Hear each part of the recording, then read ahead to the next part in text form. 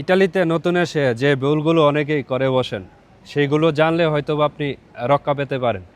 চলুন জেনে নেই। ইউরোপ যেহেতু একটি ওপেন কান্ট্রি, এখানে মহিলা বা মেয়েরা খোলামেলা পোশাক পরে, সেক্ষেত্রে যদি আপনি একদৃষ্টিতে তাদের দিকে তাকিয়ে থাকেন, তারা তাতে লজ্জা বোধ করে এবং আপনি নিজে ছোটো হবেন, আপনার ব্যক্তিত্ব হারাবেন। বাঙালিদের একটি অভ্যাস আছে, যেখানে সেখানে থুতু ফালানো, কাশ ফালানো, কফ ফালানো, এমনকি চিপা চাপা দেখলেই প্রস্রাব করা, এগুলা করা যাবে না। টোটালি এগুলা থেকে বিরত থাকতে হবে। যেহেতু আমাদের পুরনো অভ্যাস, এগুলি অনেকেই ইউরোপে এসে কন্টিনিউ করে যাচ্ছেন। অনেকেরই ধূমপান করার অভ্যাস আছে। তো ইটালিতে আপনি যেখানে সেখানে ধূমপান করতে পারবেন না। নির্দিষ্ট কিছু এরিয়া আছে, ওইসব এরিয়াতে আপনি ধূমপান করলে আপনার জরিমানা হবে। 30 থেকে 50 ইউরো পর্যন্ত জরিমানা হতে পারে, যদিও ওইখানে আপনার সাইনবোর্ড লাগানো থাকবে। তো অবশ্যই এগুলি খেয়াল রাখতে হবে।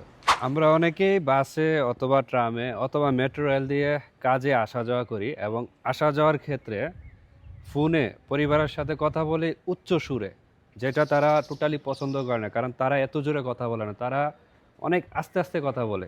আর আমরা ফোনে অনেক চিল্লাপাল্লা করি, পরিবারের সাথে রাগারাগি করি। পাবলিক ট্রান্সপোর্টে বসে এগুলি করবেন না। এগুলি করলে আমাদের নিজেদেরই ক্ষতি হয়, আমাদের দেশের বদনাম হয়। একটু আস্তে ধীরে কথা বলার চেষ্টা করবেন।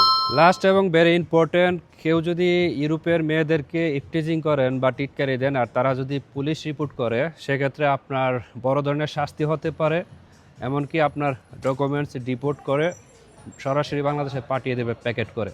সো এগুলি থেকে অবশ্যই অবশ্যই সতর্ক থাকবেন এবং নিয়মগুলি মেনে চলার চেষ্টা করবেন।